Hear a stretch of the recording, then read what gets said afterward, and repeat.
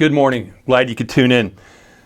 So, when Jesus was here on earth, people brought sick people with all kinds of problems to Jesus, all kinds of problems.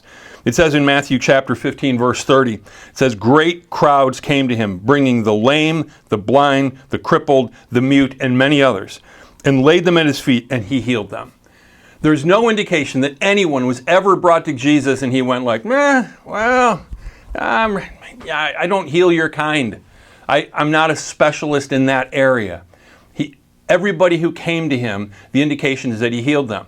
I'm sharing some thoughts, borrowing some thoughts from Max Lucado today from his book, Before Amen.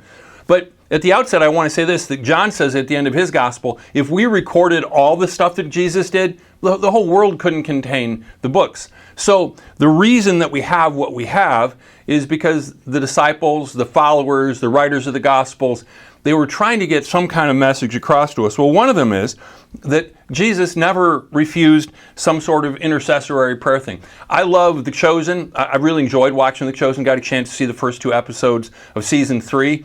If you haven't checked that out, check out The Chosen. Google it. You'll find it somewhere. It's out there, different platforms. But there's this one episode, I think in season 2, where they just showed Jesus.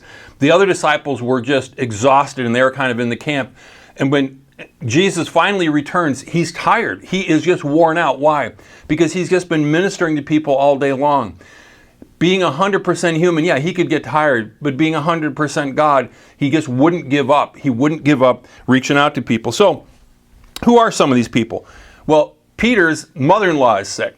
And so he's like, hey, Jesus, could you pray for my mother-in-law? He doesn't just pray for him. As a matter of fact, Jesus didn't send them out to pray for people. He sent them out to heal people. It's a fine distinction, but a powerful one.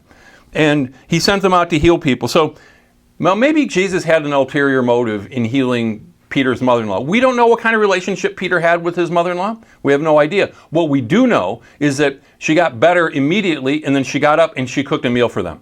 Could have been an ulterior motive. My hunch is she was a good cook. We don't know for sure. Then it says, we know that a centurion brought a request for his sick servant. So, sick servant, centurion, Roman. This is a wealthy guy. So Jesus doesn't say, oh no, you're one of those rich guys. No, he doesn't say, you're a Roman who's occupying Israel. No, I'm not going to deal with you. No, he comes to him and Jesus takes care of his sick servant. Jairus, who was like a synagogue ruler. And the synagogue rulers the religious leaders were normally at odds with Jesus. And maybe Jairus was too, but not when his daughter was sick. Isn't that amazing how that works? I've known all sorts of people. Oh, I'm not really so into Jesus. And then, you know what? I'm really into Jesus now because I really need something. And that's okay. God understands that. There's times where we don't think much about eternity. We don't think about a lot of other things. Who are some of the other people? A woman from Canaan had a demon-possessed daughter.